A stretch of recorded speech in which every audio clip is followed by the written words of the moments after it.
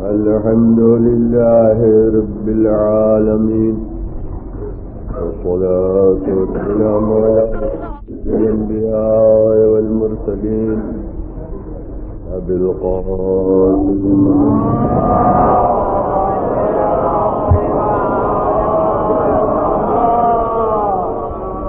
خاتم النبيين وآله الطيبين الطاهرين المعصومين. أما بعد فقد قال الله سبحانه في كتابه المبين وهو أصدق الصادقين: جعلناك على شريعة من الأمر فاتبعها.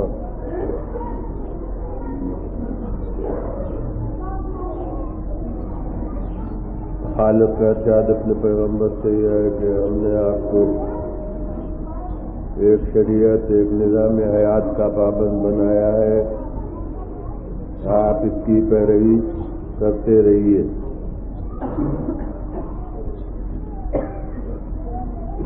پیغمبر خدا صلی اللہ علیہ وسلم کو جو پیغام دیا گیا اور جو حکم دیا جا رہا ہے وہ اتباع کا ہے، پیروی کا ہے۔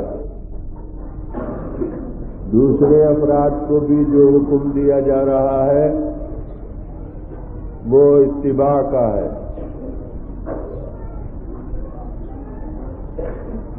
رسول سے کہا جا رہا ہے کہ ہم نے آپ کو اس شریعت پر قرار دیا ہے، آپ اس کا اتباع کیجیے۔ ہم سے یہ کہا جا رہا ہے کہ قل ان کنتم تحبون اللہ فاتبعونی، اے پیغمبر ان سے کہہ دیجئے کہ اگر تم اللہ سے محبت رکھتے ہو تو میرا اتباع کرو۔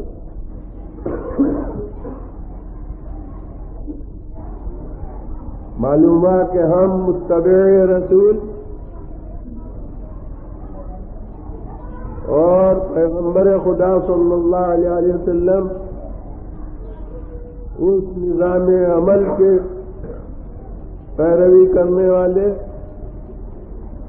جو اللہ کی جانب سے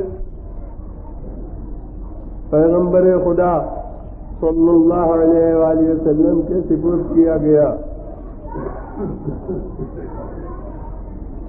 تو ہمارے لیے پیغمبر واسطہ اتباع ہے۔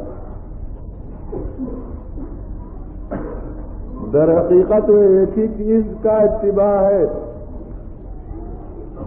جس کو رسول بھی مرکز نگاہ رکھتے ہیں اور ہمیں بھی اسی کو مرکز نگاہ رکھنا ہے، مگر ان تک وہ مرکز اتباع چیز براہ راست پہنچتی ہے، لہذا رسول کو حکم ہوا اس کے اتباع کا، اور ہمیں وہی چیز پیغمبر کے ذریعے سے پہنچتی ہے، اس لیے ہمیں حکم ہوا رسول کے اتباع کا۔ تو یہ رسول کے اتباع کا جو حکم ہے یہ اس سے مختلف نہیں ہے جس کے اتباع کا حکم خود رسول کو دیا گیا تھا۔ ہمارے لیے اس تک پہنچنے کا ذریعہ وہ رسول ہی ہے، اور اس لیے یہ کہہ دیا گیا کہ من یطع الرسول فقد اطاع اللہ، جس نے رسول کی اطاعت کی اس نے اللہ کی اطاعت کی۔ ایک دن کہہ چکا ہوں کہ اس کے معنی یہ ہے کہ تمہیں دو کام نہیں کرنا ہے، ایک کام ہے جس کے دو نام ہیں، ایک ہی نظام حیات کی پیروی ہے کہ بحیثیت ترجمان وہ اطاعت رسول ہے اور بحیثیت مرکز وہی اطاعت خدا ہے۔ ہاں یہ پہلو ضرور اس میں اہمیت رکھتا ہے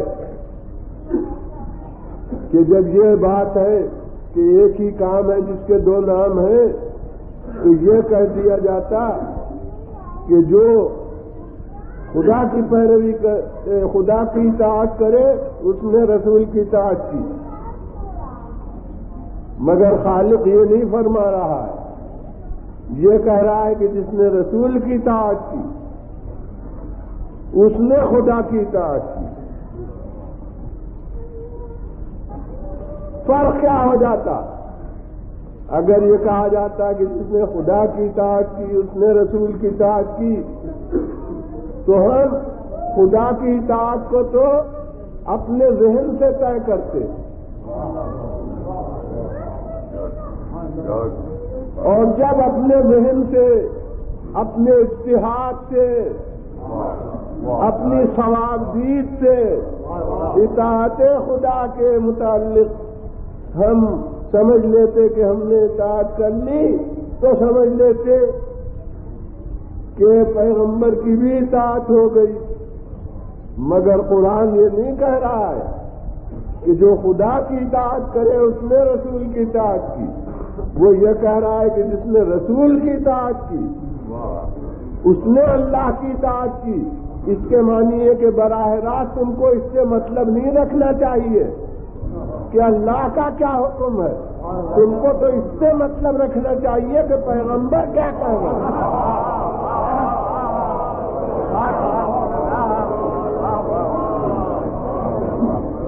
جب پیغمبر کی اطاعت کر لو تو سمجھو کہ ہم نے اللہ کی اطاعت کی، اور ماشاءاللہ مختلف افراد ہیں اور تعلیم یافتہ افراد ہیں، ان کے لیے پھیلا کے کسی بات کے کہنے کی ضرورت نہیں ہے۔ میں کہتا ہوں کہ وہ کہنا غلط تھا کہ جو اللہ کی اطاعت کرے اس نے رسول کی اطاعت کر لی۔ یہی کہا جا سکتا تھا کہ جس نے رسول کی اطاعت کی اس نے اللہ کی اطاعت کی، اس لیے کہ ظاہر دلیل باطن بن سکتا ہے، باطن دلیل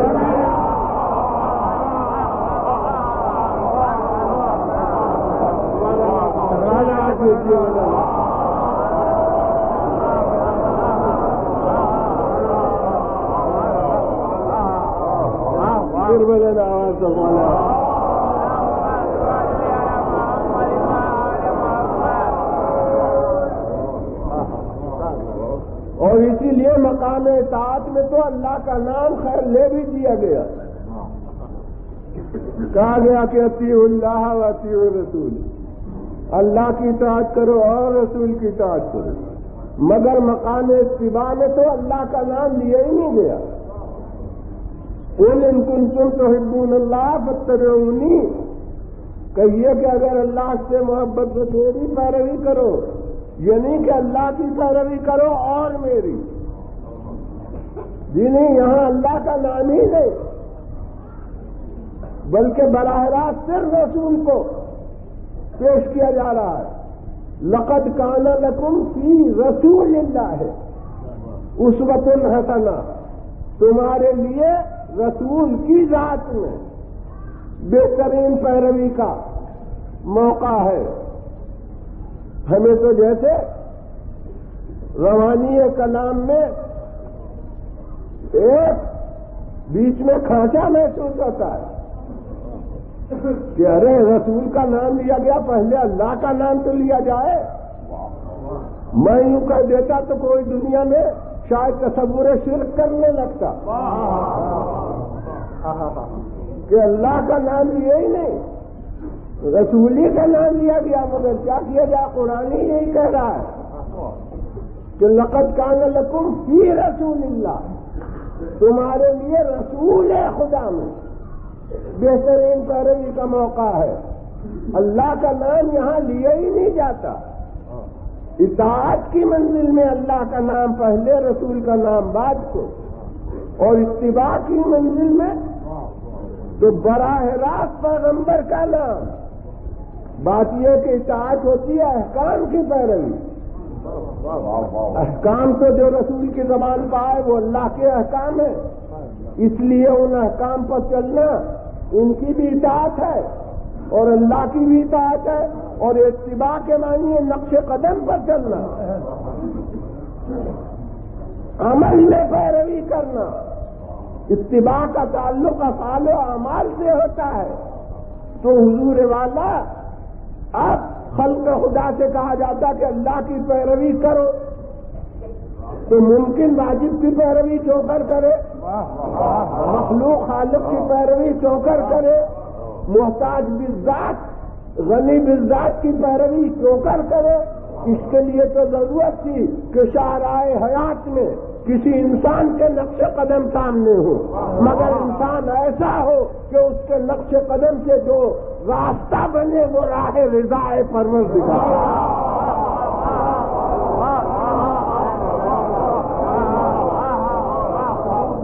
چلو آج یہ بولنا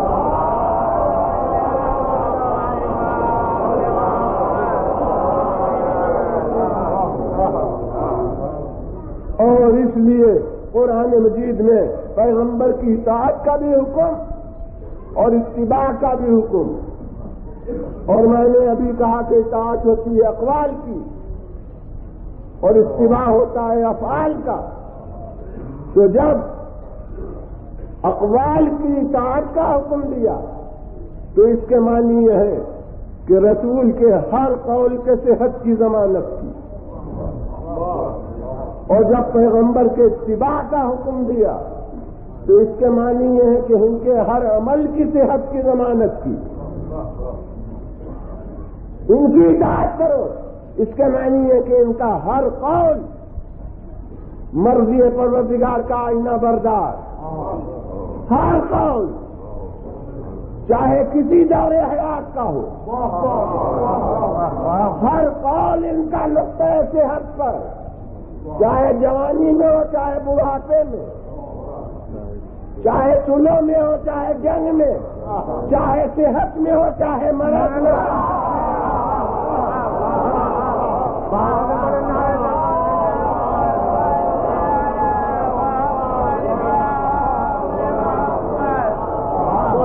جیون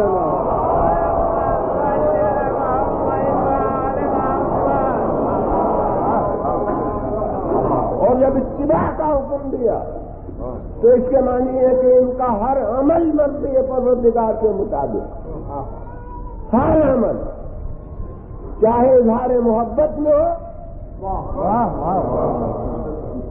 چاہے اظہار غضب میں، جو عمل ہے ان کا وہ مرضی پروردگار کا آئینہ بردار.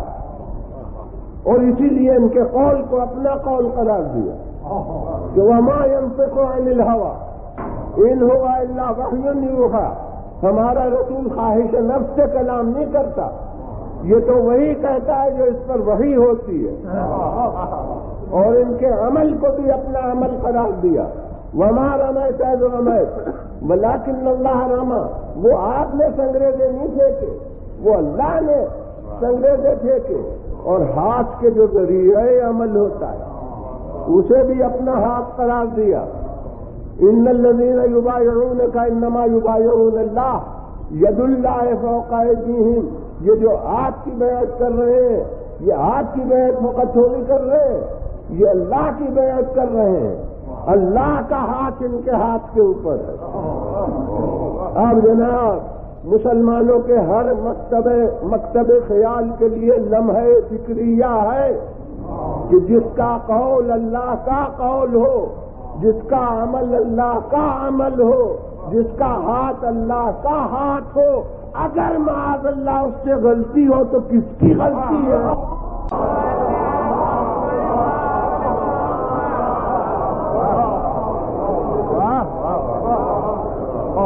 اس کے معنی یہ ہے کہ مسلمانوں کے سامنے رسول کے معصوم ہونے کا سوال فقط نہیں ہے بلکہ بندوں کے سامنے اللہ کے بے خطا ہونے کا سوال ہے.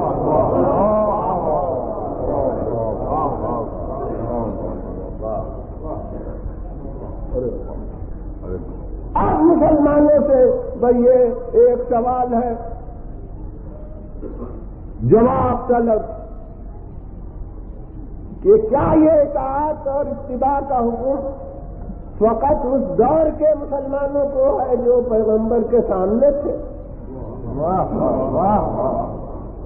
یعنی بس صحابہ بیچارے ان پر سب پابندیاں تھیں کہ وہی اطاعت بھی کریں اور وہی اتباع بھی کریں، اور پیغمبر کے بعد اب نہ اطاعت کا حکم نہ اتباع کا حکم؟ تو جناب یہ تو اس وقت ہوتا جب پیغمبر کی رسالت ہی حیاتی ہوتی۔ باہر سے مجھے لکھنؤ کے محاورے کا حوالہ دینا پڑتا ہے، آپ کے یہاں تو پنشنیں وثیقے یہی نے حیاتی، یہ اصطلاح سبھی جانتے ہیں۔ تو اگر رسول کی رسالت بھی ہین حیاتی ہوتی تو اطاعت کا حکم بھی اسی وقت والوں کو ہوتا اور اتباع کا حکم بھی بس اسی وقت کا ہوتا، اور پھر پرسن اللہ نے ترمیم میں بھی کوئی مذائقہ نہ تھا جب تک۔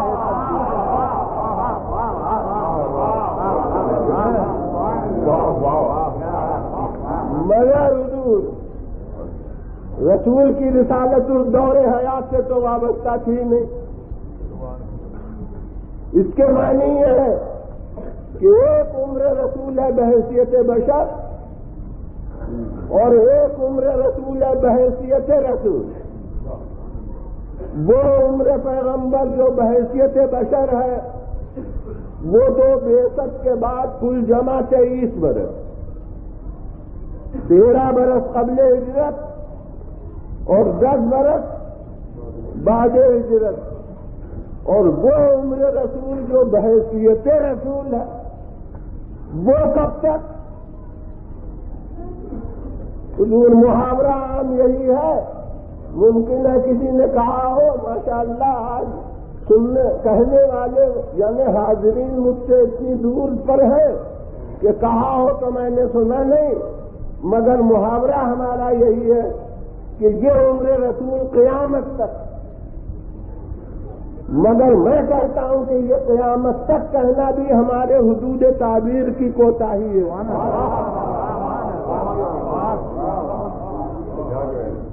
کون کہتا ہے کہ قیامت کے آنے سے ان کی رسالت ختم؟ اگر قیامت کے آنے سے رسالت ختم ہے تو شفاعت کس اعتبار سے ہے؟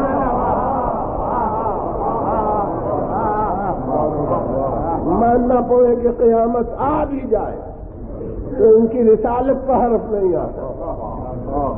قیامت تو ہمارے واسطے ہے، ان کے واسطے نہیں۔ کوئی کہے گا یہ تو کوئی خطیبانہ نکتہ ہے، خوبصورت سی بات۔ میں کہتا ہوں کہ نہیں، میں اس فن خطابت سے واقف ہی نہیں ہوں جس میں بس خوبصورت باتیں کہی جائیں۔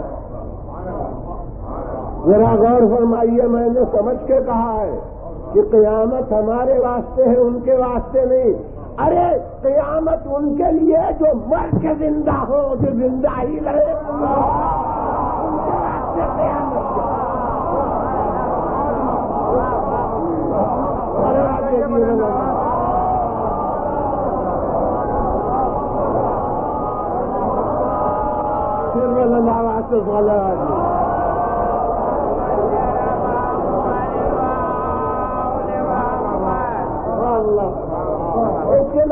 لامحدود رسالت۔ جب لامحدود رسالت ہے تو حکم اطاعت بھی لامحدود اور حکم اتباع بھی لامحدود۔ اب یہاں ذرا میں آپ کی خاطر سے، اور خاطر نہ کرتا اگر صحیح بات نہ ہوتی، کہ جناب کہہ دوں گا تا قیامت، حکم اطاعت بھی تا قیامت اور حکم اتباع بھی تا قیامت۔ یہ تا قیامت یہاں میں نے کیوں کہہ دیا؟ کیونکہ یہ احکام جب تک ہے جب تک دور تکلیف رہے، اور جب دور تکلیف ختم ہو جائے، جزا سزا کی فقط منزل ہو، تو اب پابندیاں قانونی ختم ہو جاتی ہیں۔ تو اس بنا کے اوپر میں نے یہاں منظور کر لیا کہنا کہ تا قیامت حکم اطاعت اور تا قیامت حکم اتباع، اور اس وقت ہمیں مطلب بھی قیامت تک سے ہے، قیامت کے بعد کی بات اللہ جانے۔ تو جناب اطاعت کا حکم بھی تا قیامت اور اتباع کا حکم بھی تا قیامت، اور کہہ چکا کہ اطاعت ہوتی ہے اقوال کی اور اتباع ہوتا ہے افعال کا، لہذا اقوال رسول کو بھی تا قیامت محفوظ رہنا چاہیے اور افعال رسول کو بھی تا قیامت محفوظ رہنا چاہیے۔ سبحان اللہ۔ اگر اقوال محفوظ نہ رہے تو اطاعت نہیں ہو سکتی، اور اگر افعال محفوظ نہ رہے تو اتباع نہیں ہو سکتا۔ اب اقوال رسول کیوں کر محفوظ رہے؟ اقوال رسول کی حفاظت کا ذریعہ کتابیں،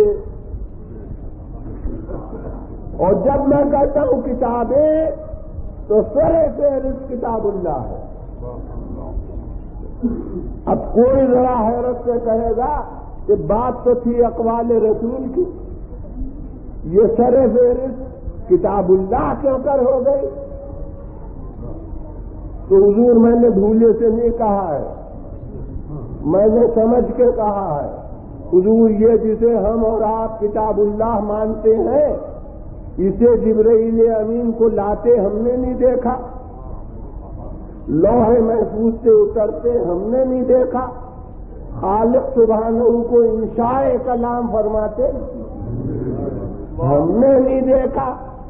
ہم نے تو قرآن کو بھی اسی زبان سے سنا جس زبان سے حدیثوں کو سنا، اور جناب ہم نے کیا، ہم نے تو کچھ بھی نہیں سنا، یعنی جس نے سنا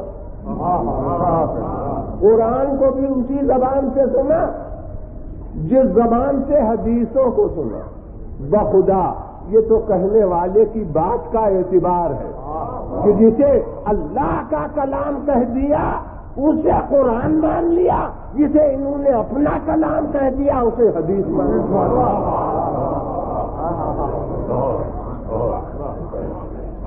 انہوں نے کہہ دیا کہ یہ اللہ کا کلام تو ہم سمجھے قرآن، انہوں نے کہا میرا کلام تو ہم سمجھے حدیث، ورنہ ہم کیا جانتے کہ کلام اللہ کیا ہے اور ان کا کلام کیا ہے۔ اور حضور یہ بھی ان کی امانت داری تھی کہ کلام آ رہا تھا ان کی زبان پر، کہہ رہے تھے میرا نہیں کسی اور کا ہے۔ تو حضور یہ سب تو مجموعہ ہے اس کلام کا جو ان کی زبان پر آیا، جو بحیثیت کلام اللہ کلام آیا اس کا مجموعہ قرآن، جو بحیثیت اپنے کلام سے آیا اس کا مجموعہ کتب احادیث۔ مگر افعال رسول کیوں کر محفوظ رہے؟ کوئی روا روی میں کہہ دے گا کہ افعال رسول کو بھی راوی یاد کر لے، کتابوں میں درج ہو جائے۔ مگر ماشاءاللہ مختلف حضرات ہیں، ذرا سی باریک بات ہے مگر آپ کے لیے دشوار نہیں ہے کہ یاد رکھیے کہ عمل رسول راوی کی زبان پر آیا تو قول ہو گیا، عمل نہیں رہا۔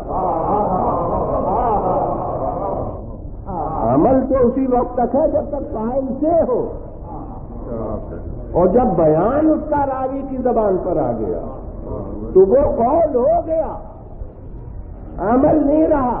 یوں تو قرآن میں جناب ابراہیم کے کارنامے بھی ہیں، تو کیا ابراہیم کے افعال ہم تک پہنچے؟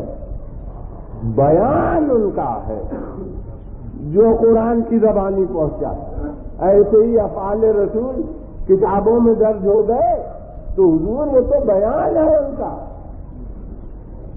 افعال رسول کہاں پہنچے؟ حضور افعال کو کتاب کبھی نہیں دکھلاتی، افعال کو آئینہ دکھاتا ہے۔ ہاتھ نے حرکت کی، آئینے میں نظر آیا، ہاتھ خاموش ہوا، ساکن ہوا، آئینے میں نظر آیا۔ فعل آئینے میں نظر آتا ہے، کتاب میں نہیں۔ مگر یہ ناقص آئینے نہیں جو دنیا بناتی ہے، اس آئینے میں ایک بڑی خرابی ہے، اور وہ یہ کہ اس میں عکس تابع اصل ہے۔ جب تک اصل سامنے ہے تب تک عکس نظر آتا ہے، اور ادھر اصل نظر سے اوجھل ہوئی اور عکس غائب ہو گیا۔ ہمیں ایسا آئینہ نہیں چاہیے، ہمیں ایسے آئینے چاہیے کہ رسول تشریف لے جائیں اور افعال رسول نظر آئے۔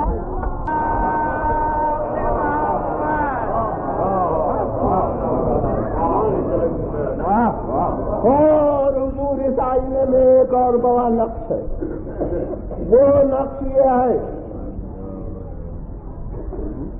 یہ اس سے بڑا زیادہ گہری بات ہے، مگر مایوس نہ ہوجیے گا، یقیناً آپ اپنے اوپر بے اعتمادی نہ کیجیے کہ آئینہ اسی عمل کو دکھاتا ہے جو وجود میں آ جائے۔ میرے ہاتھ میں حرکت کی، آئینے میں نظر آیا، ساکن ہوا، آئینے میں نظر آیا، وہی عمل دکھائی دے گا جو وجود میں آیا۔ اور افعال رسول بتقاضائے اسباب ہوتے تھے، جیسا سبب جس وقت ہوا ویسا فعل وقوع میں آیا۔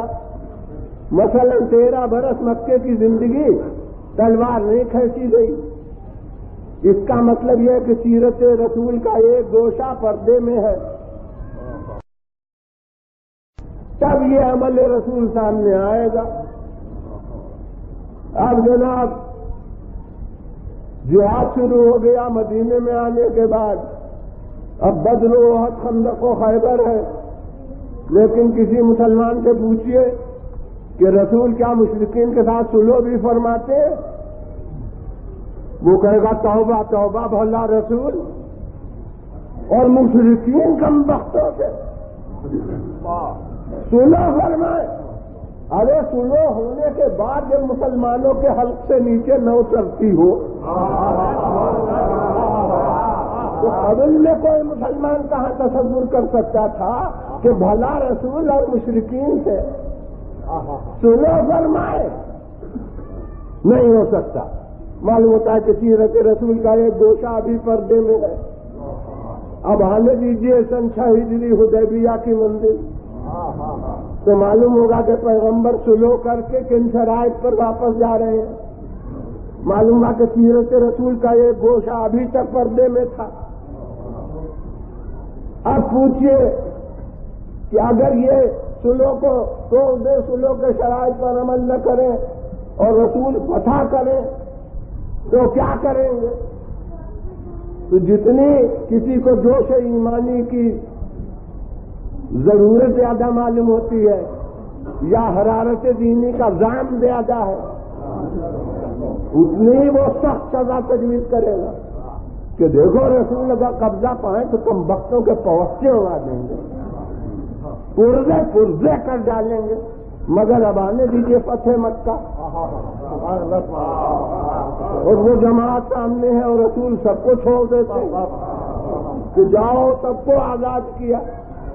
معلوم ہے کہ سیرت رسول کا یہ گوشہ سن 8 ہجری تک پس پردہ ہے، آنکھوں کے سامنے نہیں آیا ہے۔ اور حضور اب مسلمانوں سے پوچھا جائے کہ پیغمبر اپنے مقابل کی جماعت سے یعنی غیر مسلم گروہ سے کوئی اور جنگ بھی لڑتے ہیں، کوئی اور ذریعہ ہے تلوار کے علاوہ بھی کسی صورت سے مقابلہ کرتے ہیں؟ تو وہ کہے گا صاحب یہ تو ہماری سمجھ میں نہیں آتا۔ رسول یا صبر کرتے ہیں جیسے 13 برس مکے میں کیا، یا جنگ فرماتے ہیں جیسے بدر احد خندق و خیبر میں ہوا، یا خیر پھر صلح بھی کر لیتے ہیں جیسے حدیبیہ میں ہوا، پھر قبضہ پاتے ہیں تو معاف بھی کر دیتے ہیں. لیکن یہ جنگ کرے اور کسی اور انداز سے ہو، یہ تو ہماری سمجھ میں بات نہیں آتی. مگر اب آنے دیجیے مباہلے کی منزل. سن 9 ہجری مباہلے کی منزل، جنگ ہی ہو رہی ہے مگر تلوار کہیں نہیں ہے. روحانی مقابلہ ہے نصارہ کے مقابلے میں، اور اسی لیے سپاہی بدلے گئے ہیں. ہر جنگ کے سپاہی اور آج کی جنگ کے سپاہی اور. حضرت فاطمہ زہرا کبھی کسی جنگ میں مجاہدین کی صف میں نہیں آئی تھی، مگر آج کی جنگ میں فاطمہ صف مجاہدین کی ایک سپاہی ہیں. حسن و حسین بچے اس کے پہلے کسی لڑائی میں نہیں لائے گئے تھے، مگر آج حسن و حسین بھی سپاہی ہیں فوج کے. ہاں بس ایک جامع زیب ہے جو سپاہی نہیں بدلا، اور اس جنگ کا بھی سپاہی تھا، اس جنگ کا بھی سپاہی. وہ اس جنگ میں شاہ لافتہ ہو کر آگے ہوتا تھا، آج امام الاولیاء ہو کر فاطمہ کی حفاظت کے خیال سے پیچھے. صلوات بھیجیے واللہ.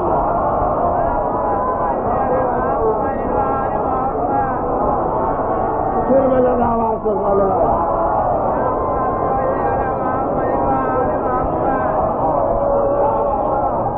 ہے کہ سیرت رسول کا جو سال آتا ہے ہمارے سامنے ایک نیا نمونہ عمل کا لاتا ہے. اب ماشاءاللہ تاریخ کے طالب علم بھی مجمع میں ہوں گے، چاہے میں پہچانتا نہیں ہوں. ممکن ہے کہ تاریخ کے معلمین بھی ہوں مجمع میں جنہیں میں جانتا نہیں ہوں کہ سرکار والا تاریخ کا ایک اصول سنایا ہوا مجھے معلوم ہے کہ تاریخ سیال رفتار سے بڑھتی ہے.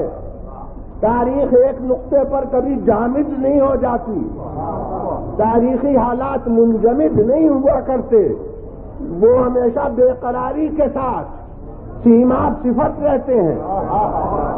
وہ رواں دواں چلتا ہے تاریخ کا قافلہ.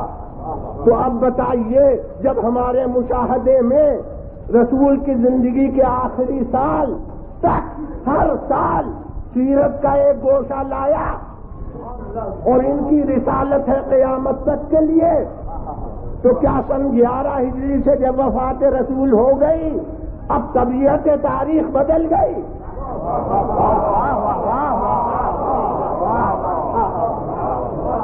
اب تاریخ کی خاصیت تبدیل ہو گئی.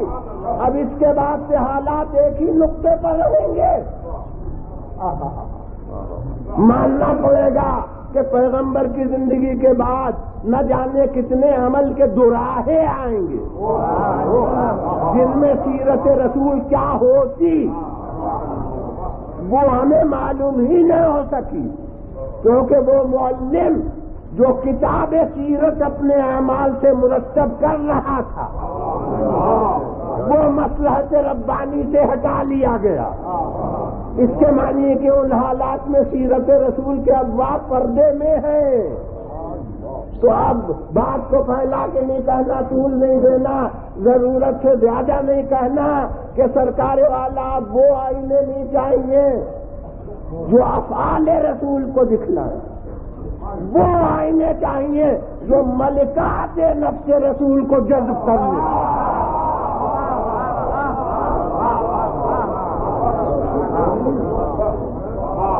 حضور یہ اتنا بڑا مجمع ماشاءاللہ ہے، صدائیں تو بلند ہو گئی، مگر مجھے محسوس ہے کہ یہ میرے الفاظ یہ سب کے لیے مطلب کو ذہن نشین نہیں کر سکتے. یہ افعال رسول کو جذب کر لے لیں. آئینے وہ نہیں کافی، وہ آئینے چاہیے جو ملکات نفس رسول کو جذب کر لیں. تو ذرا فعل و ملکے کا فرق مختصر الفاظ میں پردہ شب میں ایک سائل آیا، جو کچھ آپ کے پاس تھا سب اٹھا کے دے دیا. یہ فعل سخاوت تو اس وقت ہوا جب سائل آیا، مگر سخی آپ اس وقت بھی تھے جب تک سائل آیا نہ تھا. اگر سخی ہوتے نہ تو بر وقت یہ کام ہوتا ہی نہ. بس یاد رکھیے کہ فعل وہ ہے جو منتظر سبب ہوتا ہے، اور ملکہ وہ نفس کی طاقت ہوتی ہے جو بر وقت فعل کو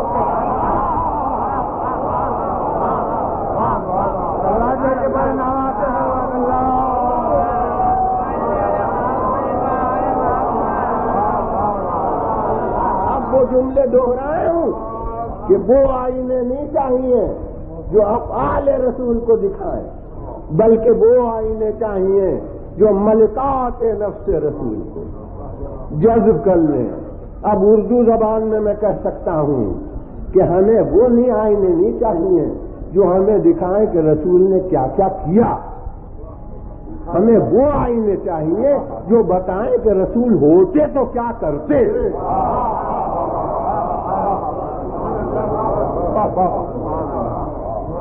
اس کے لیے خالق نے اپنے پیغمبر کو آئینے عطا فرمائے. یاد رکھیے یہ آئینے دور دور کے ہوتے تو کسی وقت کا نقشہ لیتے، کسی وقت کا نہ لیتے. اس لیے حکمت ربانی اس کی متقاضی ہوئی کہ یہ آئینے رسول کی گود میں رکھ دیے کے پاس رکھ کے ہر وقت کے افعال و ملکات کو جذب کرتے رہیں. کیا کہنا ان آئینوں کا، جوہر رکھے ہوئے اللہ کے جلا دی ہوئی تربیت رسول. گویا پیغمبر کا کاشانہ آئینہ خانہ بنا ہوا تھا، بیچ میں پیغمبر، چار طرف چار آئینے. حدیثیں جتنی پڑھوں گا متفق علیہ ہوں گی. چار طرف چار آئینے، ایک آئینہ قد آدم تقریباً برابر کا. رسول نے عکس دیکھا، پورا جلوہ نظر آیا.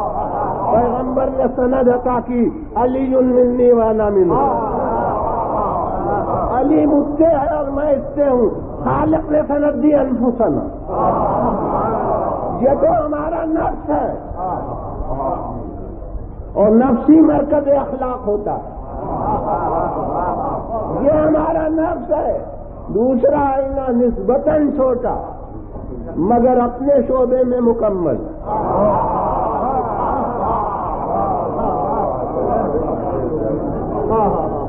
رسول نے سند عطا کی، فاطمہ تو بضعۃ منی، فاطمہ میرا ایک جز ہے.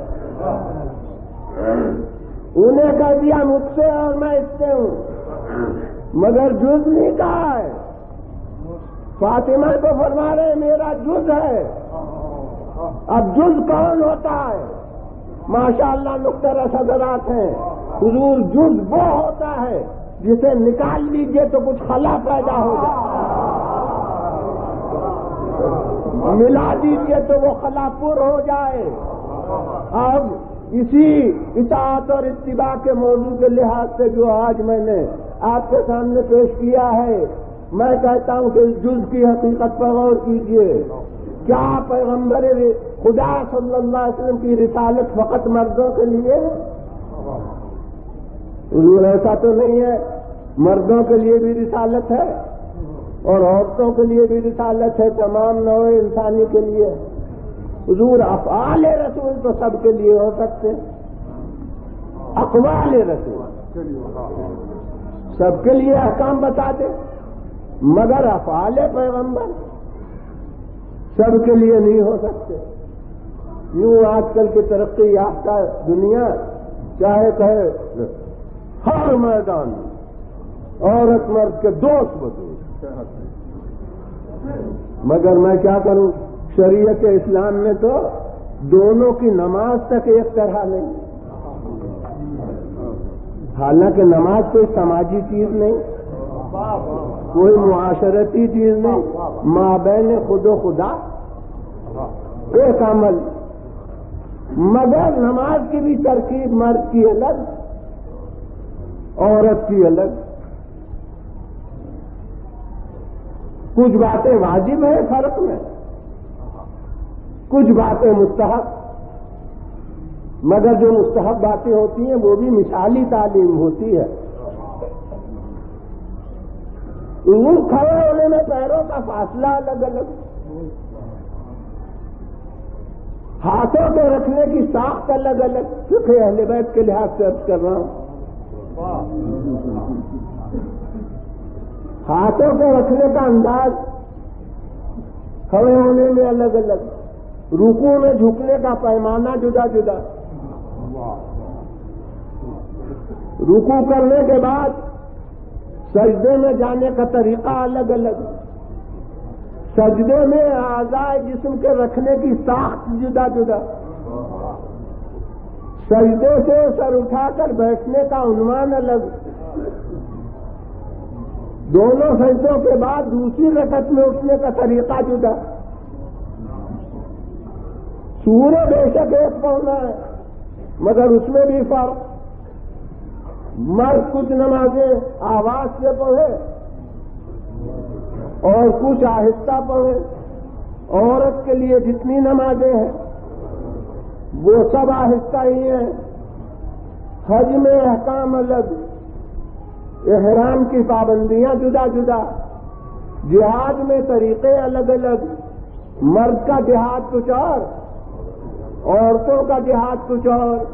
تو جب ہر قدم پر مرد عورت میں فرق ہے اور جب نماز کا بیان آ گیا تو ضرورت کی عزت کر دو کہ یہ فرق تو اصل ہے نماز میں اور لباس ہے نماز. اس میں مرد کے لیے سب کو معلوم ہے نمازیوں کو کہ کتنا مختصر لباس واجب ہے. وہ فضیلت کے درجے اور ہیں، لیکن وہ لباس جس کے بغیر نماز باطل ہوگی وہ بہت ہی مختصر ہے کہ بس آدمی برہنہ نہ کہلائے. بہت مختصر لباس. لیکن عورت کے لیے بلا تفریق فرق اسلامیہ، سوا چہرے اور دونوں ہاتھوں کے کوئی جسم کا حصہ بھی کھلا رہے تو نماز باطل. اور یہ جناب نامحرموں کی وجہ سے نہیں ہے. اگر اکیلے مکان میں پردہ شب میں کمرے کے اندر دروازے بند کر کے بھی نماز ہو اور اس سے زیادہ کوئی جز کھلا رہے تو گناہ ہی فقط نہیں بلکہ نماز باطل.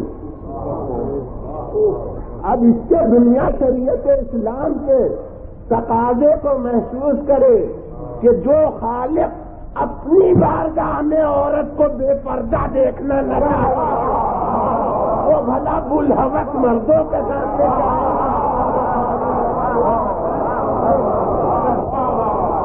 یہ بولنا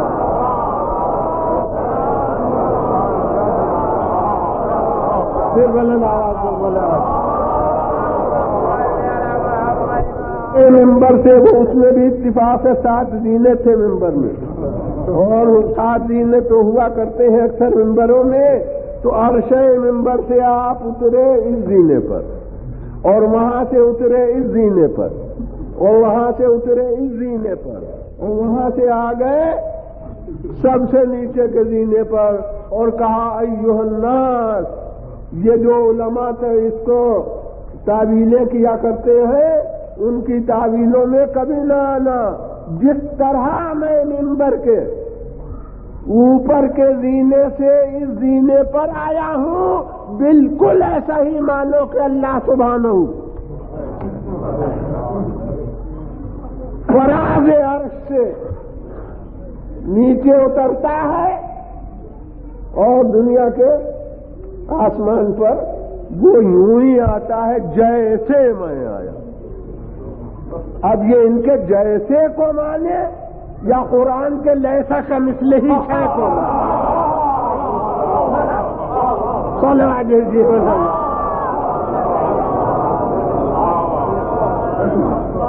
پھر بلند آواز سے صلوات.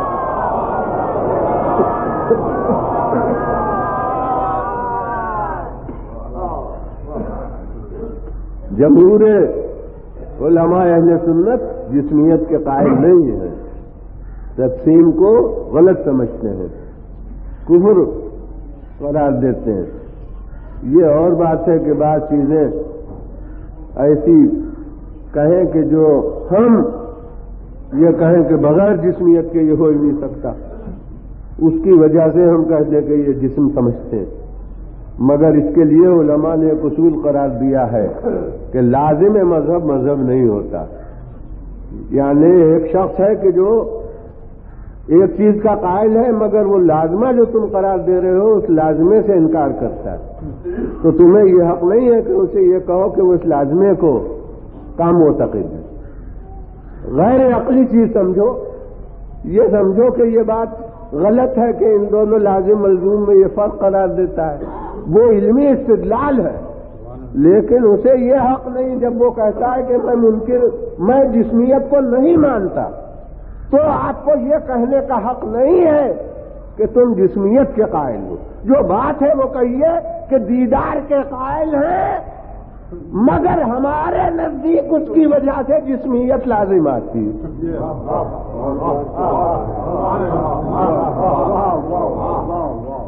مگر آپ کو یہ کہنے کا حق نہیں ہے کہ یہ جسمیت کے قائل ہیں. آپ کے نزدیک یہ بات خلاف عقل صحیح کہ دیدار ہو اور جسم نہ ہو،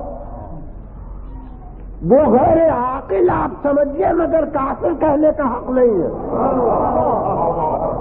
صلوات بھیجیے علماء.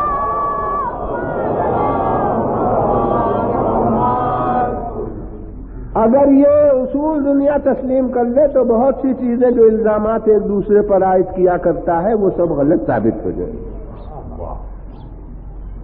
کون قائل ہے کیا کہے کا، اس کے لیے سند اسی کی زبان ہے کہ وہ کہے کہ ہاں میں قائل ہوں تو قائل ہے، اور اگر نہیں وہ انکار کرتا ہے تو آپ کو کہنے کا حق نہیں کہ وہ قائل ہے.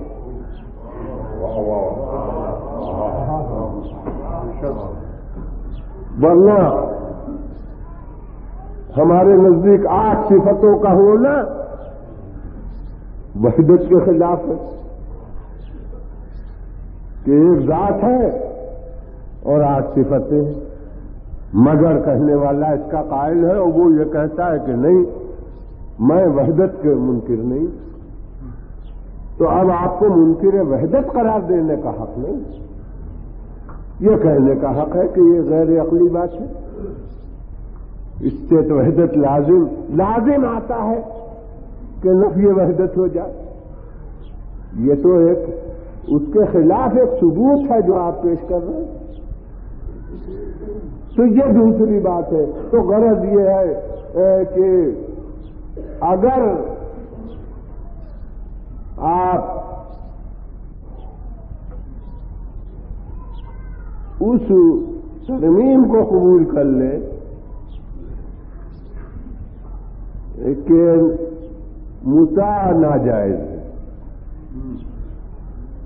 تو میں تو جہاں تک سوچا ہے پھر جواب کوئی اس اعتراض کا ہے نہیں. وہی کہ ہمیں تو 4 ہی تک حق دیا اور پیغمبر نے خواہشات کی تکمیل میں اپنا حصہ زیادہ رکھا. اب وہ آپ کو یہ انہوں نے رکھا، خدا نے رکھا، بہرحال خدا نے رکھا، تب بھی مقام عمل میں گویا ہم اونچے ہو گئے، اور وہ مقام عمل میں ضبط نفس کی منزل میں گویا معاذ اللہ ہم سے کمتر ہو گئے. تو اس کا جواب کوئی نہیں ہوگا، مگر حقیقت تو یہ ہے کہ اسلام میں یہ دونوں قسم کی شادیاں ہیں اور ہر ایک کے تقاضے الگ الگ ہیں. عقد دائمی میں میں نے کہا فرائض ہے غالب، اور عقد منقطع نے وہ وقتی ضرورت کی تسلی کا ایک سامان ہے، وہ ضرورتاً حکم ہے، مگر ان ضرورتوں کی تکمیل کے لیے وہ عارضی حکم جو دیا گیا ہے اس کے ساتھ وہ پابندیاں نہیں ہیں، وہ فرائض نہیں ہیں، ان کا حصہ راتوں میں برابر قرار دینے کا حکم نہیں ہے، نحن نفقے میں پوری مساوات کا حکم نہیں ہے، وہ سب پابندیاں اس میں نہیں ہیں۔ جب وہ پابندیاں نہیں ہیں تو اس کا مطلب یہ ہے کہ حظ نفس میں ہمارا حق زیادہ، اور فرائض کی پابندیوں میں رسول کی منزل زیادہ۔ اور جب حقوق میں کوئی فرق نہیں ہوگا تو یاد رکھیے گا کہ پھر ازواج میں آپس میں تعلقات میں ناخوشگواری نہیں ہوگی، ایک دوسرے کے لیے بار نہیں ہوگی، اور حضور عشرہ محرم کی مجلس ہے، اس لیے ہر منزل پر یاد رکھنا پڑتا ہے کہ آج کل کا نظام کس طرح مسلسل مجلسوں کا ہے، تو اس لیے یہ امید نہیں کرنا چاہیے کہ کسی موضوع میں انسان بڑھے۔ میں کہتا ہوں کہ پیغمبر خدا صلی اللہ علیہ وآلہ وسلم کے دور میں تو ایک نظام زندگی کے لیے جو مفادات سامنے تھے اس کی وجہ سے بہت سے محرکات کہ آج کل کا نظام کس طرح مسلسل مجلسوں کا ہے، تو اس لیے یہ امید نہیں کرنا چاہیے کہ کسی موضوع میں انسان بڑھے۔ میں کہتا ہوں کہ پیغمبر خدا صلی اللہ علیہ وآلہ وسلم کے دور میں تو ایک نظام زندگی کے لیے جو مفادات سامنے تھے اس کی وجہ سے بہت سے محرکات ایسے پیدا ہو گئے کہ جو اور طرح کی نفسانیتیں پیدا کر دیں، یعنی مفاد ازدواجی ہی فقط نہیں رہ گیا، دوسرے مفادات بھی ہو گئے، اس لیے وہاں جس قسم کی صورتیں فرض کیجئے کہ نظر آئیں وہ تعدد ازواج کا نتیجہ نہیں ہے بلکہ مختلف اشخاص کے مفادات کا نتیجہ ہے۔ لیکن جہاں وہ مفادات نہیں تھے وہاں دیکھیے کہ تعدد ازواج کے باوجود تعلقات کیسے خوشگوار رہے۔ اور اب آپ کو زیادہ دور نہیں لے جانا ہے کہ علی بن ابی طالب علیہ السلام کے یہاں بھی تو آخر تعداد ازواج کی نظر آتی ہے، مگر ان میں کیا جذبات کار فرما رہے اور اولاد میں کیا یگانگی رہی۔ حضرت امام حسین السلام کے یہاں بھی تو اب ازواج میں کثرت نظر آتی ہے، کثرت میں ان معنوں میں کثرت نہ صحیح یعنی ایک سے زیادہ، مگر یہاں وہ بات کیوں نہیں ہے؟ معلوم ہوتا ہے کہ یہ تعدد ازواج کا نتیجہ نہیں ہے، دوسرے اسباب کی وجہ سے۔ پیغمبر خدا صلی اللہ علیہ وآلہ وسلم کے یہاں کچھ ایسے افراد کے ہاتھوں اگر آپ کو محسوس ہوتے ہیں کچھ باہمی منافرت کے نتائج، تو میں کہتا ہوں کہ وہ ازواج کے ذاتی مفادات نہیں ہیں، وہ بزرگوں کے مفادات ہیں جو ازواج میں کار فرما ہوئے ہیں۔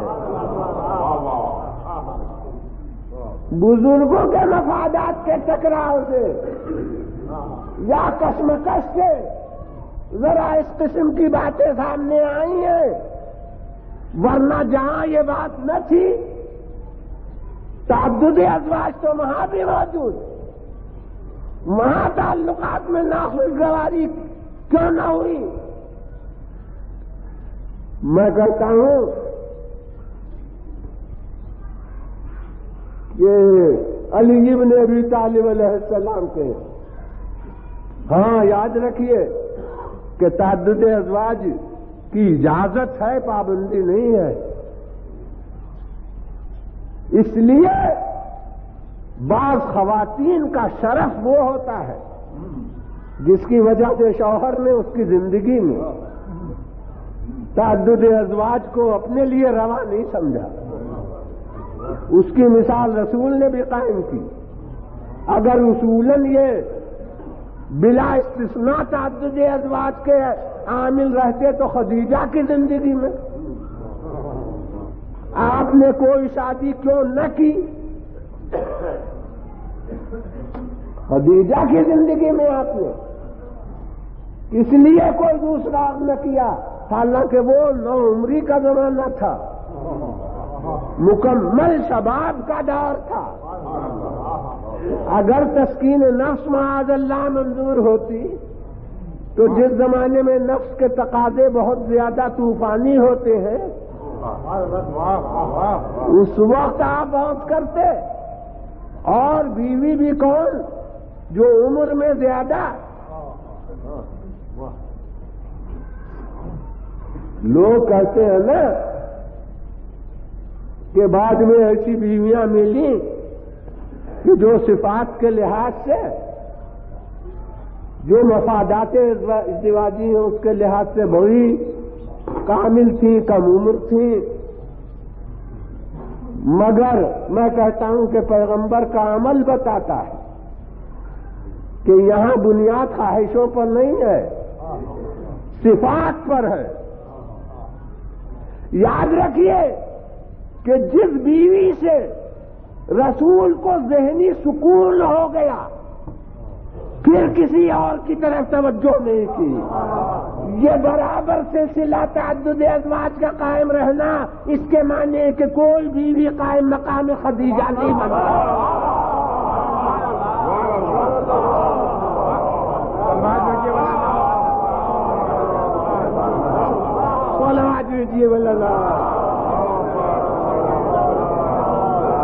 پھر بلند آواز سے غلط۔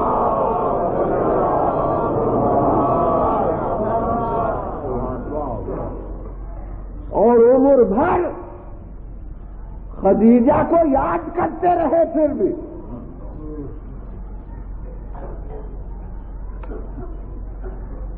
عمر بھر یاد کرتے رہے،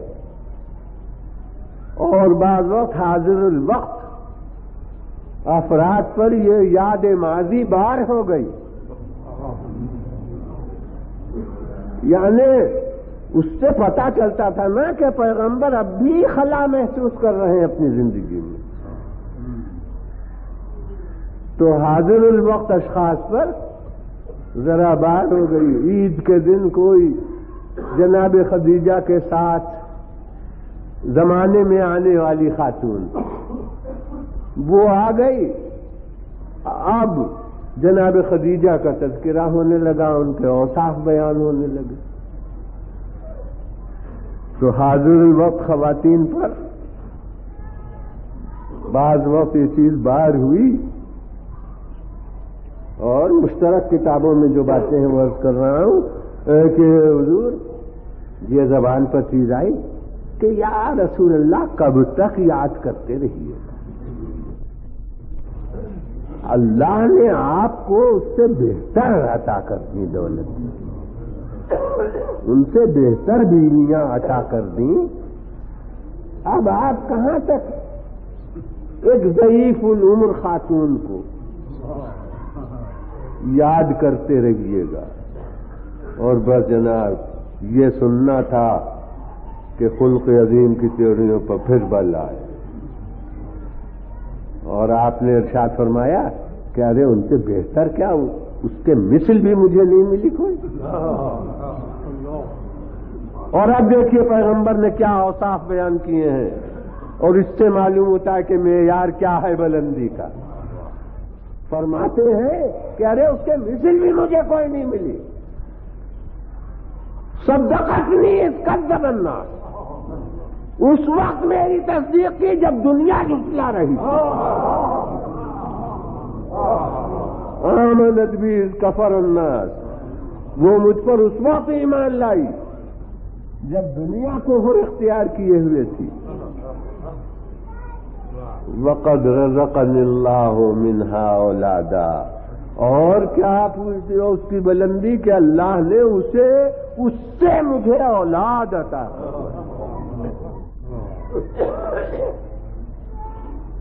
معلوم ہے یہ معیار رفعت کا رسول نے بیان فرمایا.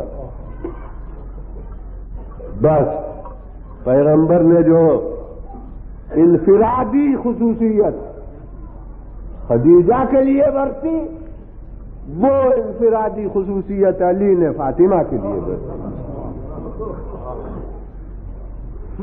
جس طرح خدیجہ کی زندگی میں پیغمبر خدا صلی اللہ علیہ وسلم نے کوئی اور نہیں فرمایا،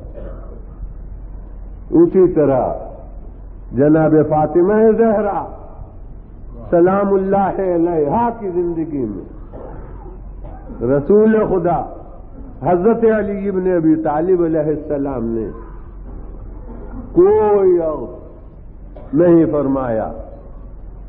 ہاں، جیسے جب خدیجہ دنیا سے چلی گئی تب رسول نے دوسرے عہد فرمائے، اور اب ایک کی موجودگی میں بھی دوسرے کے ساتھ عہد کیا. اسی طرح سے جب حضرت فاطمہ زہرا سلام اللہ علیہا کی وفات ہو گئی، اس کے بعد حضرت علی ابن ابی طالب علیہ السلام نے دوسرے عہد فرمائے. لیکن اب جن افراد سے علی ابن ابی طالب علیہ السلام نے عہد فرمائے، ان میں سے ہمیں کوئی وجہ کبھی نہیں ملی کہ ہمیں کوئی شکوہ پیدا ہو. ان میں سے کسی نے بھی کبھی فاطمہ زہرا کی انفرادیت پر رشک نہیں کیا. اور بس اب آپ کو دور نہیں لے جانا ہے، میں کہتا ہوں کہ عباس کے برتاؤ میں شاید ام البنین کے برتاؤ کا دخل ہے. انہوں نے جو حسین کو کبھی بھائی نہیں کہا، ہمیشہ آقا کہا، تو میں سمجھتا ہوں کہ ام البنین نے ہمیشہ فاطمہ زہرا کا جب ذکر کیا تو میری شہزادی کہہ کے کیا.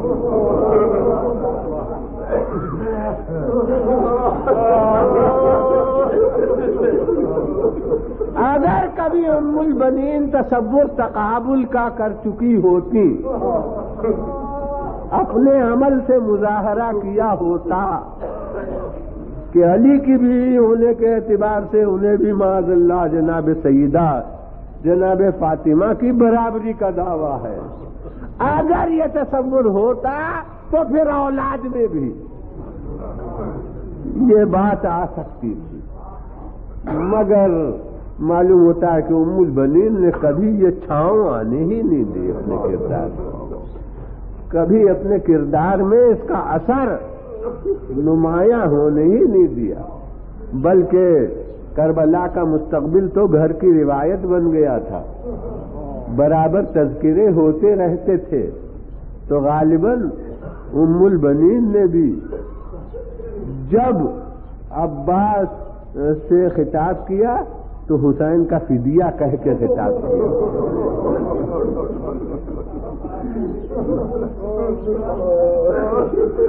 اور کوئی کہے کہ ام البنین کو یہ حال کیوں کر معلوم ہوتا، تو میں کہتا ہوں کہ زہیر ابن قین کو روایت یاد تھی ام البنین کے عہد کی، اور خود ام البنین نے کیا وہ روایت کبھی نہیں سنی ہوگی. وہ زہیر بن قین نے جو روایت روز عاشور حضرت ابو الفضل العباس کے سامنے دہرائی کہ مولا ذرا خیال ہے کہ آپ کی والدہ کے ساتھ حضرت علی بن ابی طالب نے عقد جو فرمایا ہے وہ کس بنیاد پر؟ اور حضرت ابو الفضل نے کہا بتائیے. کہا کہ جناب عقیل انصاب عرب سے واقف تھے تو آپ کے والد بزرگوار نے اپنے بھائی جناب عقیل کو بلایا تھا اور ارشاد فرمایا تھا کہ اے بھائی آپ انصاب عرب سے خوب واقف ہیں. دیکھیے قدم قدم پر وہ واقعات آتے ہیں کہ ان میں علم امامت کو دخل دیجیے گا تو نوعیت سمجھ میں نہیں آئے گی. طرز عمل عام نظام اسباب پر مبنی ہوتا تھا.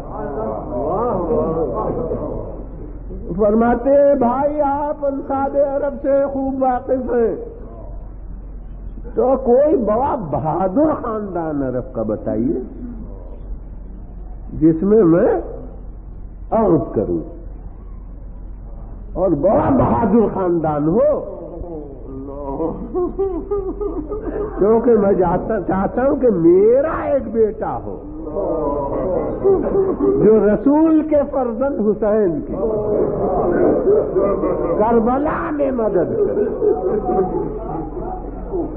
کربلا میں نصرت کرے. تو جناب عقیل نے کہا کہ اس خاندان میں جو جناب ام البنین کا خاندان اس کا پتہ دیا, اس میں بڑے بڑے بہادر روایت قائم تھی عرب میں اس خاندان کے بہادری کی. معلقات سبا کے مصنفین میں سے ہے ایک لبید بن ربیعہ عامری. وہ 7 معلقے جو امتیازی حیثیت عرب میں رکھتے تھے ان میں سے ایک معلقے کا مصنف ہے قبیلہ بنی عامر سے. تو اس میں بڑے بڑے شہسوار گزرے تھے. خود یہ شاعر بھی بہادروں میں سے تھا, شہسواروں میں سے تھا. اس میں کوئی ایک ہے کہ جو فارس قرزل کہلاتا تھا, یعنی کوئی معرکہ ہوا تھا عرب میں قرزل کی طرف نسبت رکھتا تھا. قرزل اسب کا نام تھا, گھوڑے کا نام تھا. تو اس میں اس نے کارنامہ انجام دیا تھا تو قرزل کا شہسوار یہ اس کا لقب ہو گیا تھا. اسی طرح سے اور بھی ایسے ایسے بڑے بہادر ہوئے تھے جن کے شجاعانہ کارنامے تاریخ میں یادگار ہیں. تو جناب ہاں اسی میں سے ایک تھا ملاعب السنہ, اس کا لقب تھا, یعنی نیزوں سے کھیلنے والا. ملاعب السنہ, سنہ سنان کی جمع ہے, تو ملاعب السنہ یعنی نیزوں سے کھیلنے والا. غرض یہ کہ بہت بہادر قبیلہ تھا. تو جناب عقیل نے اس خاندان کا پتہ دیا. زہیر بن قین کہتے ہیں کہ حضور اس عقیل کے مشورے پر اور اس منظر میں آپ کی والدہ ماجدہ سے عقد فرمایا, اور اس کے بعد یوں اور بھی بھائی ہوئے, لیکن امتیازی حیثیت جو حاصل ہوئی قد و قامت کے لحاظ سے, قوت و جرأت کے لحاظ سے, تو میں سمجھتا ہوں کہ حاصل اس وقت کا آپ ہے.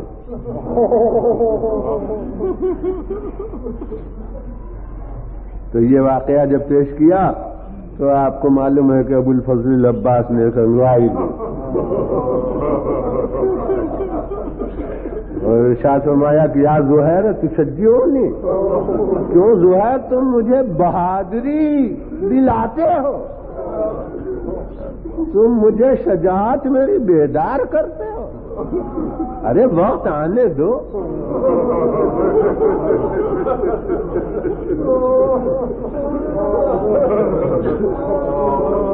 حضور یہ واقعہ زہیر کو معلوم تھا. آگے زہیر کے متعلق سب کو معلوم ہے کہ زہیر قبل سے اس خاندان کے ساتھ کوئی خاص تعلق نہیں رکھتے تھے. وہ تو دوسری جماعت میں داخل تھے. یہ تو راہ کربلا میں آ کر حسین کے ساتھ ہوئے تھے. تو زہیر کو یہ واقعہ معلوم تھا. تو جناب ام البنین کو یہ واقعہ نہ معلوم ہوتا. انہوں نے بچپن سے نہ معلوم کتنی دفعہ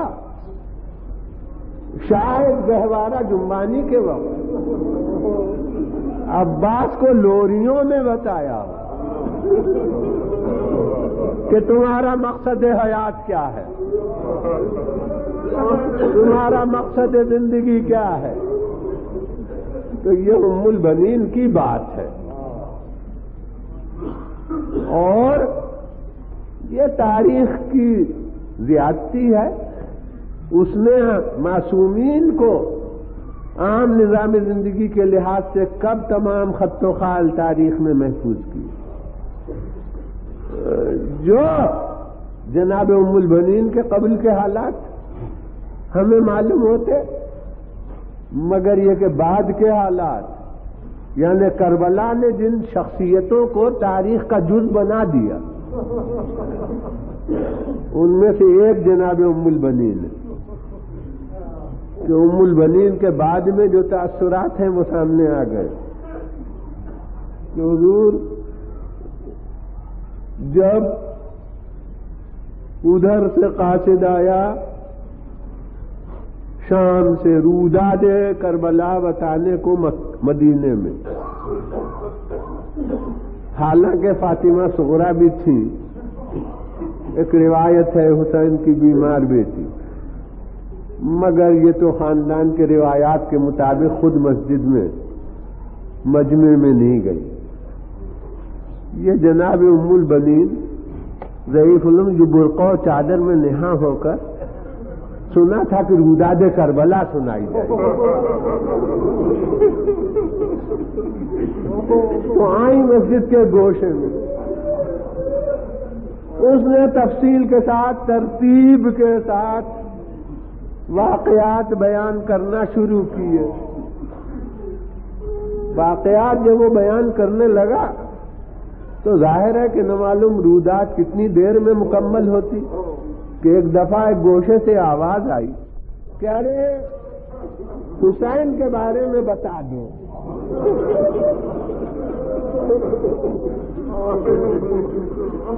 کہ حسین زندہ ہیں.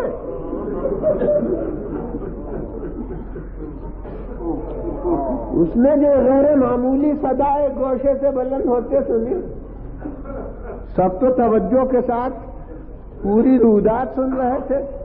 تو اس نے پوچھا کسی سے کہ یہ خاتون کون ہے؟ کسی نے کہا نہ پوچھو، یہ بیوہ علی ابن ابی طالب.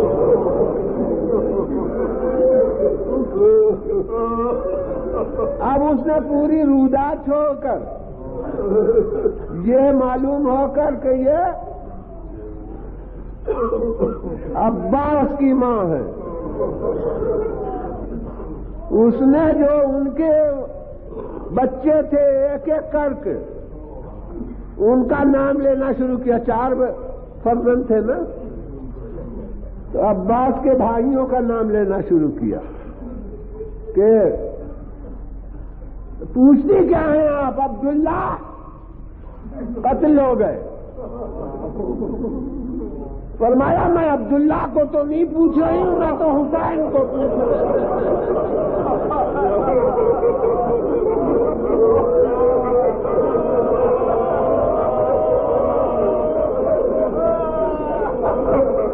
اس نے دوسرے بھائی کا نام لیا.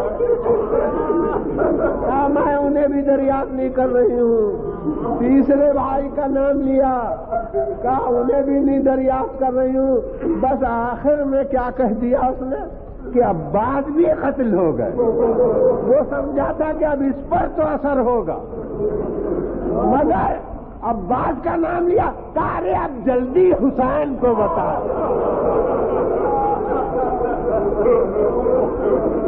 بس اس نے کہہ دیا کہ اچھا بے کیا پوچھتی ہے، حسین بھی کربلا میں قتل ہو گئے، بس اب نہیں ٹھہری. اب واہ حسینہ، واہ حسینہ، واہ حسینہ کہتی.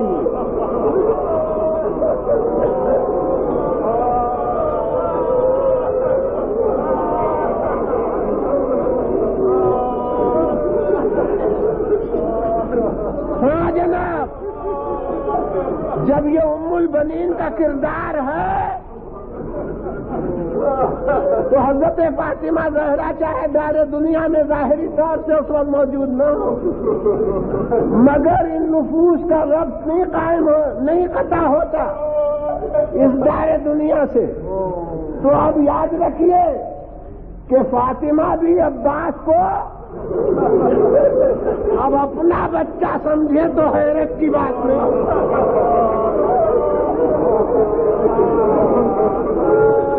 اور اسی لیے وہ ایک روایت آپ حکایت سنا کرتے ہیں کہ ایک زائر تھا جو زیارت سید الشہداء برابر کرتا رہتا تھا، مگر زیارت ابو الفضل العباس کے لیے کم جاتا تھا. تو اس نے خواب میں دیکھا کہ معصومہ عالم تشریف لائی. اس نے آداب سلام عرض کیا. سیدہ عالم نے بے رخی اختیار فرمائی. اسے محسوس ہوا کہ مجھ سے کوئی قصور ہوا، تو اور کرنے کا کیوں میرا کوئی جرم ہے؟ تو سیدہ نے فرمایا کہ تو میرے فرزند کی زیارت نہیں جایا. اس نے اسی خواب میں کہا کہ حضور میں روز جاتا ہوں زیارت کو، برابر زیارت کرتا ہوں. فرمایا کہ میرے فرزند حسین کی زیارت کرتا ہے، مگر میرے فرزند عباس کی زیارت.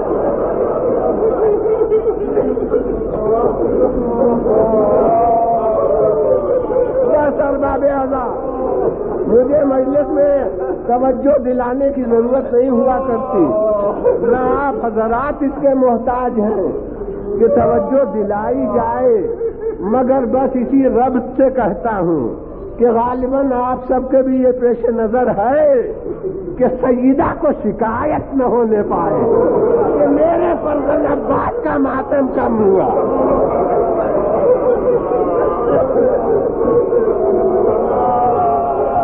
میرے فرزند عباس کا گریہ کم ہوا.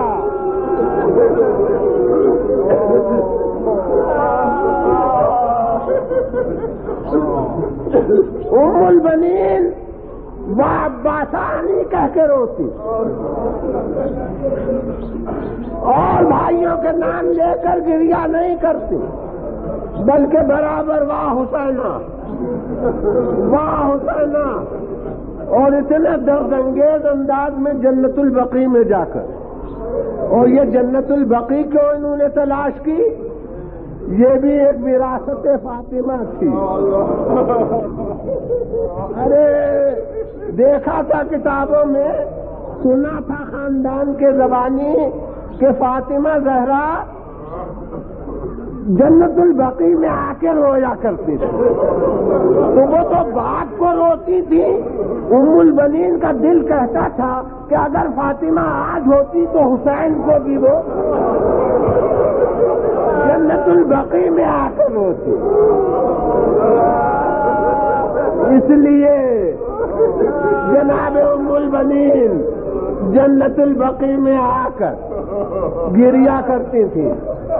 اور تاریخ میں یہ ہے کہ ایسے درد انگیز انداز میں گریہ کرتی تھی کہ مروان جو حاکم مدینہ تھا اکثر ادھر سے گزرتا تھا تو رک کر اس نوحے کو سنا کرتا تھا اور روتا رہتا تھا.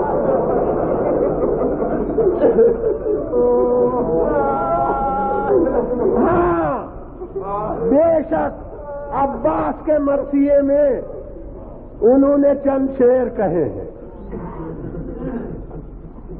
اور وہ شعر ایسے ہیں کہ اس میں غم کا اثر تو جو ہے، مگر میں نے ہمیشہ محسوس کیا ہے کہ عباس ایسے شعر کی ماں کے اشعار مضمون بتاؤں. ام البنین کہتی ہیں، ایک تو اشعار ان کے یہ ہے کہ اے لوگوں اب مجھے ام البنین نہ کہا کرو.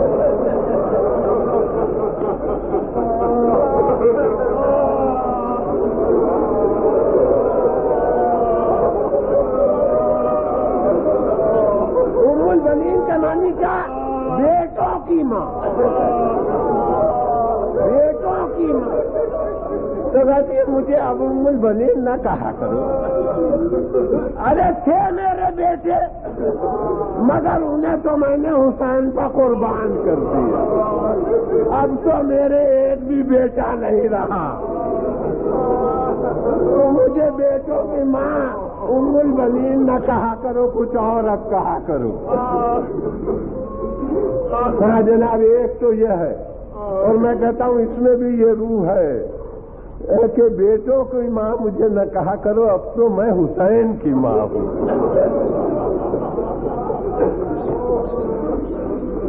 مجھے اس ایک بیٹے کی اب یاد ہے، اور بیٹوں کی اب یاد میں دلانے کی ضرورت نہیں ہے. اور ہاں، اب خاص عباس کے لیے جو مرثیہ ہے، واقعات آپ کے سامنے ہیں. ام البنین کہتی ہیں، ارے میرے بیٹے کو اس وقت مارا جب ہاتھ کاٹ دیے، میں تو جب جانتی تو میرے فرزند کے ہاتھ رہتے.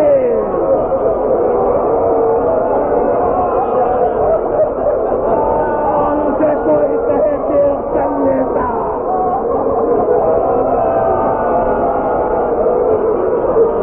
ماشاء اللہ،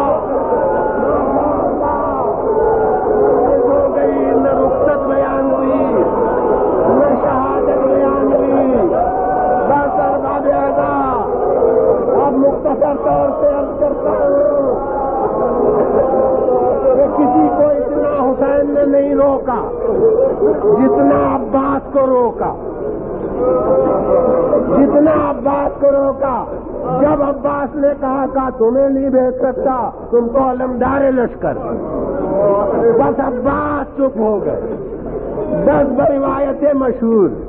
جب فقط علی اکبر رہ گئے تو اب عباس نے پھر کہا، مگر عجیب انداز میں کہا، مولا اب عزیزوں کے صدمے اٹھاتے اٹھاتے. عباس کا دل تنگی کرنے لگا. مولا نے کہا کہ اچھا اب جاؤ، مگر جاتے ہو تو ذرا سکینہ کی پیاس کا خیال کرنا. لیجیے، اب عباس سے کہہ رہے ہیں کہ پیاس کا خیال کرو.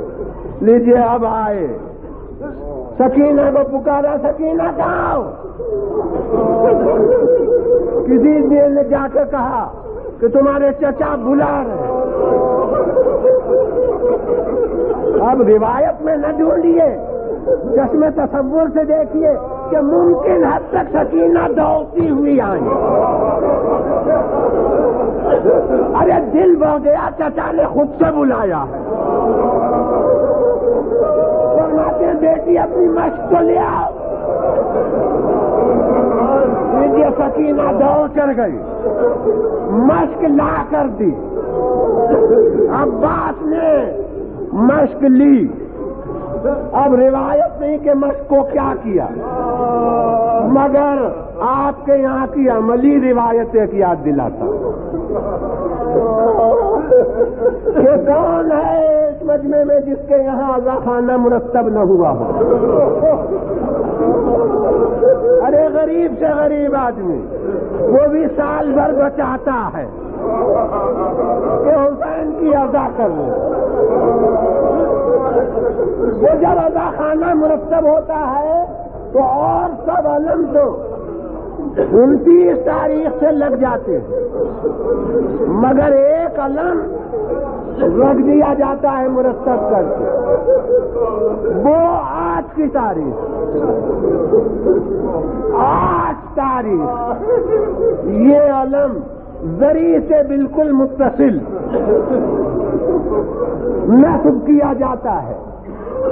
یہ علم خاص کہلاتا ہے حضرت عباس کا علم۔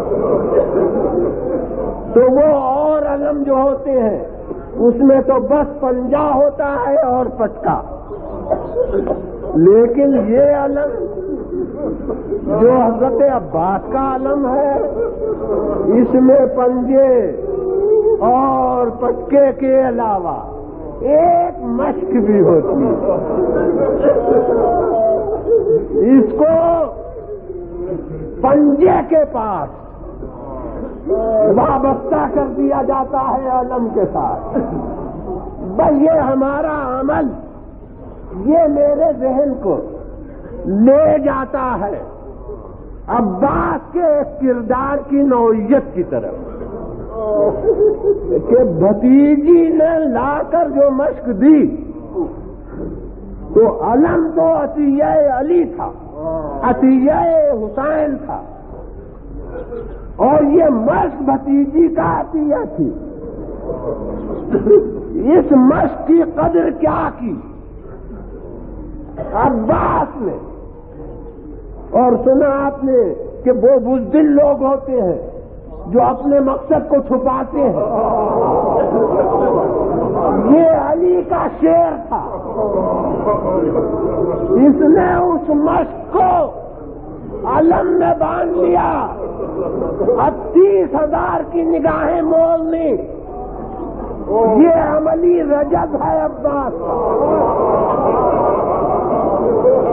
یہاں ابھی تک تو 4,000 محافظ ہیں فرات پر، ابھی ابن سعد جو تالار ہے اسے بھی معلوم ہو، 30,000 فوج، اس سب کو معلوم ہو کہ میں یہ مشق لے جا کر فرات کو اکثر ہو تو آ کے روکوں۔ یہ شجاعت عباس تھی کہ مشق کو بھی علم بنا لیا۔ اب میں کہتا ہوں کہ اگر وہ روک سکے ہوں تو سمجھیے کہ عباس کی بات گئی، مگر فرات کی موجیں گیا ہے، ساحل فرات گیا ہے، گواہ ہے کہ پیاسا شیر گیا، فوج کو ہٹایا، پانی بھرا، اور فوج کو کتنی دور ہٹایا؟ یاد رکھیے کہ خشک مشق میں ایک دم سے پانی نہیں سمائے گا، بہت دیر میں تر ہوگی، اس لائق ہوگی کہ پانی اس میں آ سکے۔ تو اہل عزا معلوم ہوتا اتنی دور بھگا دیا تھا کہ باطمینان پانی بھرا۔ یہ باتیں بھی اطمینان کی ہیں کہ چلوں میں بھی پانی لیا، دیکھو چاہوں تو پی لوں، مگر پھر پھینک دیا کہ ارے سکینہ پیاسی رہے اور میں پیوں، حسین پیاسے رہے اور میں پیوں۔ جناب مشق بھر کے اوپر آئے، اب بھاگی ہوئی فوج جمع ہوئی، بس اب شہادت کو اس طرح سے میں بیان کروں، اسی کے ذیل میں شہادت بھی ہے، اسی کو شاید سال گزشتہ بھی یہی بیان کیا ہوگا کہ یہ خیال کیجئے کہ جب سے عباس گئے کیا بچے خیمے کے اندر ہیں؟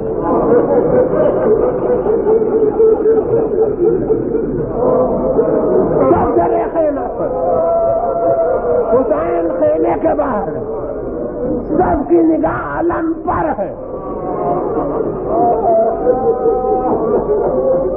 اور جب فوج بھاگ گئی، پہلے علم جا رہا تھا فرات کی طرف، اور اب بعد میں علم واپس آ رہا ہے خیمے کی طرف، اور حضور جتنا علم قریب آ رہا ہے سکینہ کا دل بہوا۔